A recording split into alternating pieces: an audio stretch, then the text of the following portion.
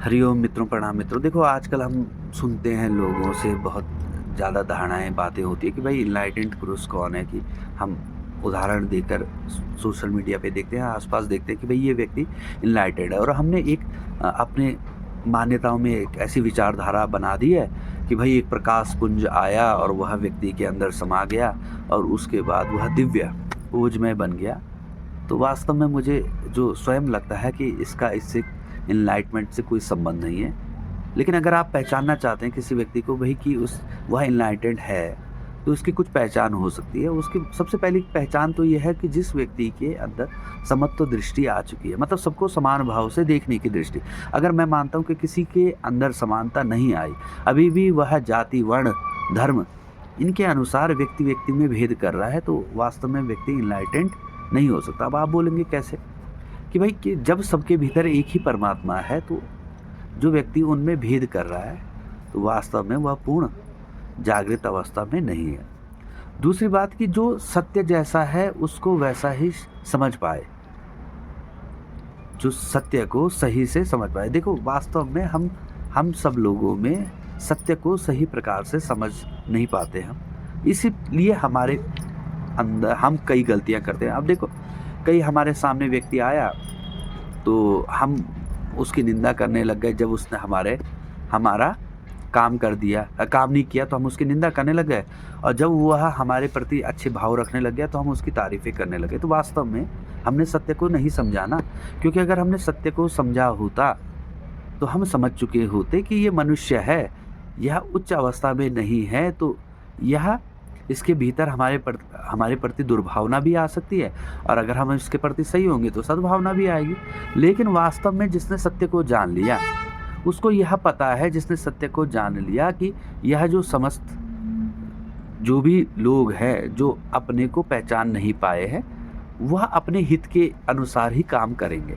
तब वास्तव में उस व्यक्ति की, जिसने सत्य को जान लिया है, न किसी के प्रति द्वेष की भावना रहेगी, न किसी के प्रति घृणा का भाव जन्म लेगा। आप समझ रहे हैं मैं क्या बोल रहा हूँ? मैं कह रहा हूँ जिसने सत्य को जान लिया, उसे पता है कि भाई अगर मैं किसी के हित में काम करूँगा तो वह मुझे उस समय सम्मान देगा, लेकिन अगर मैं 100 हित के काम करूँगा और एक काम मेरा उसके विरुद्ध हो गया, तो वह उस दिन मुझ में जो है द्वेष भाव रखेगा। तो जिसको इस सत्य का ज्ञान है, जिसको सत्य का ज्ञान है, उसे पता है ना कि भाई दुनिया कैसे चल रही है, तो वह उनसे फिर प्रभावित नहीं होगा। और जिसको वास्तविक सत्य का ज्ञान नहीं है, वह इन सब घटनाओं से प्रभावित होगा ही निश्चित रूप से। अब देखो, हमारे जो जीवन है ना, हम जब देखते हैं हमारा जीवन जो वास्तव में है, हमारा जो शरीर है, भौतिक शरीर, इसकी हमारा जो मन है और जो हमारा अहंकार है और जो बुद्धि है, इसी के भरोसे हमारा पूरा जीवन चल रहा है। आप देखो, आपका शरीर कुछ मांगता है, जैसे आपको भूख लगी तो आपका मन उस पे चिंतन कर रहा है कि मैं क्या भोजन करूं, ठीक है, या घर में खाऊं या बाहर होटल में जाऊं या क्या खाऊं, ठीक है। तो अब हमारी बुद्धि, हमारा विवेक जिसे कहते हैं, बुद्धि का और विवेक का, वो डिसाइड करता है कि हमें भाई कौन सा हमारे लिए सही पड़ेगा या कौन सा हमारे लिए फाइनेंशियली सस्ता पड़ेगा, या जो भी हम विचार करते हैं। तो वास्तव में ये जो शरीर, मन, बुद्धि और अहंकार, यही हमारे जो प्रमुख घटक है। अब देखो, शरीर धीरे धीरे क्या हुआ, वृद्ध होने लगा। तो लेकिन शरीर वृद्ध हुआ ना, लेकिन इसका मन नहीं समाप्त हुआ। अब शरीर, देखो, शरीर में शक्ति नहीं है। जैसे हमने कुछ दिनों पहले प्रेमानंद जी महाराज जी के कुछ वचन सुने। उन्होंने कहा भाई कि मैंने एक वृद्ध व्यक्ति से बात की, और वह वृद्ध व्यक्ति से मैंने पूछा कि भाई आपकी काम वासना शांत हो चुकी है? तो उसने कहा कि भैया मेरा शरीर तो वृद्ध हो चुका है, लेकिन मन में वासना विद्यमान है। तो इसका अर्थ क्या है कि भाई कोई वृद्ध है, उसको अनेकों रोग लग चुके हैं, तो वह भोजन करे कि शुगर है तो मीठा नहीं खाएगा, लेकिन उसकी जो मीठे खाने की चाह है वह थोड़ी समाप्त हुई। वैसे ही वृद्ध व्यक्ति है, उसका शरीर काम नहीं कर रहा है, लेकिन उसके अंदर वासना तो विद्यमान है, मतलब मन पूरी तरह से विद्यमान है। तो जो ये मन है, वही जो मन, बुद्धि और अहंकार, यही उसके पुनर्जन्म का कारण निश्चित रूप से बनने ही वाला है, क्योंकि उसका शरीर धीरे धीरे समाप्त हो जाएगा, लेकिन उसका मन जो है वह तो विद्यमान है ना, उसके जो इच्छाएं वो विद्यमान है, और वह इच्छाएं उसकी भटक रही है, उसकी इच्छाएं भटक। देखो, आप कोई भी काम करो तो आप मन और बुद्धि और अहंकार के फलस्वरूप ही तो करते हो। देखो आपको किसी ने बोल दिया कुछ, तो आपका अहंकार, आप कहते हो कि भाई मेरे को कैसे बोल दिया इस व्यक्ति ने, और आप निरंतर उस व्यक्ति के प्रति एक बैर का भाव पाल लेते हो। और जब आपको मिलता है कभी मौका तो आप उस बैर को निकाल भी देते हो। आप हम सभी इसमें सम्मिलित हैं जिनको पूर्ण ज्ञान की प्राप्ति नहीं हुई है। तो वास्तव में क्या है कि हमारे जो भी काम है वो हमारे अहंकार, मन, बुद्धि से युक्त है। कोई भी काम, शरीर तो उन कामों को करने का एक माध्यम मात्र है, ठीक है? ये आप बातें पूरी तरह से स्पष्ट है। तो जब शरीर तो धीरे-धीरे समाप्त हो गया, शरीर समाप्त हो गया, लेकिन उसका मन तो समाप्त नहीं हुआ ना, उसकी इच्छाएँ तो भटक रही है। तो जब उसकी इच्छाएँ भटक रही है, तो उसको जो जो जगह ऐसी मिलेगी जहाँ उसकी इच्छाओं पूर्ति होगी, वह उस जगह जन्म पालेगा या उस परिवार में निश्चित रूप से जन्म पालेगा। आप समझ रहे हैं? देखिए अगर, क्योंकि भई हमारे कोई भी काम है, आप समझो कोई भी हम काम कर रहे हैं, तो हमारे ये जो मन से प्रेरित काम है, हमारे अहंकार से प्रेरित कार्य हैं, ठीक है? अब शरीर धीरे-धीरे समाप्ति की ओर आया, लेकिन ये मन और अहंकार तो समाप्त नहीं हुआ ना। तो यह मन और अहंकार हमारे को उस कार्य के लिए अभी प्रेरित करता रहेगा और वही हमारे जन्म का कारण बनेगा। इसीलिए जो हमारे विद्वान हैं, जो उपनिषद हैं, जो ऋषियों की चिंतन की अवस्था में, जो परमानंद की अवस्था में और ब्रह्म की जागृति अवस्था में, जब उन्होंने ब्रह्म को पा लिया, उस समय जो लिखा उन्होंने अपने अनुभव से, वह है उपनिषद। वह क्या कहते हैं कि भाई जब तक तुम्हारा मन है ना, तब तक तुम इस स्थिति में घूमते ही रहोगे, मन को समाप्त किए हुए, या मन को समाप्त किए या मन को परमात्मा में। अगर देखो मन को परमात्मा में जिसने विलय कर दिया, तो वास्तव में जिसका मन परमात्मा में विलय हो गया, तो वो परमात्मा के द्वार ही जाएगा ना, निश्चित रूप से, क्योंकि उसकी इच्छाएं परमात्मा को प्राप्त करने की है, तो वहीं उसने जाना है। तो जो हमारे पुनर्जन्म का जो कारण है, वास्तव में हमारा मन और अहंकार ही है। वही हमें उस गर्भ की और उस माँ के गर्भ में ले जाएगा जहाँ हमारे जिस प्रकार के हमारे संस्कार हैं। तो ये निश्चित बात है, और निश्चित बात नहीं, इसको आप अनुभव कर सकते हो। इसको अनुभव करने के लिए आपको चिंतन की आवश्यकता है और भगवान के आशीर्वाद की आवश्यकता है। क्योंकि भाई देखो, ज्ञान दो ही प्रकार से प्राप्त हो सकता है। आप जो बोलते हो कि भाई अगर व्यक्ति ज्ञान मार्ग की ओर अग्रसर है, तो उसको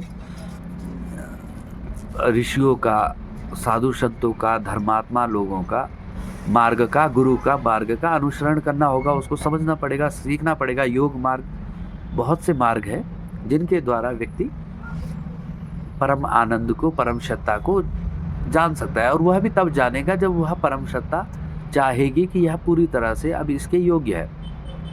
और दूसरा मार्ग है प्रेम मार्ग का। प्रेम मार्ग में यह है कि वह ईश्वर के प्रति पूर्णतः समर्पित जब हो जाए, जब पूर्ण समर्पण हो गया, मन पूरा ईश्वर में ही विलय हो गया, तब ईश्वर में ही उसने मिल जाना है, क्योंकि उसकी कोई इच्छा नहीं रही। तो वास्तव में जो हमारे किसी भी पुनर्जन्म का जो एकमात्र कारण है, जो हमारी अहम वृत्ति और हमारा जो मन है, वही हमें इस पूरे चक्र में घुमाते हुए रखेगा। तो यही बातें हैं। तो जैसे हम बात कर रहे थे कि भाई जो इनलाइटेंड व्यक्ति है, वास्तव में जिसने समत्व, जिसकी दृष्टि समत्व हो गई, समानता हो गई, जिसके मन में समानता नहीं है, छोटे बड़े का भेद है और जाति वर्ण व्यवस्थाओं में जो अटका है, तो वास्तव में वो पूर्णतः अभी जागृत नहीं हुआ है। उसको जरूरी हो सकता है कि अनुभव हो रहा हो, लेकिन वास्तव में भेद दृष्टि अगर विद्यमान है, तो वास्तव में वह पूर्ण ज्ञान को प्राप्त नहीं हुआ या परमानंद को प्राप्त, क्योंकि जिसने परम सत्ता को, भगवान ब्रह्म को जान लिया, उसके अंदर भेद समझ, क्योंकि ब्रह्म को जानने का अर्थ यही है कि समस्त ब्रह्मांड में ब्रह्म के अतिरिक्त किसी की सत्ता नहीं है। और जब उसी परम सत्ता की ही सत्ता है, तो वास्तव में भेद किससे करेगा? भेद तो क्योंकि एक ही है ना, आप में और किसी में भी कोई भेद नहीं है। बस भेद किसका है?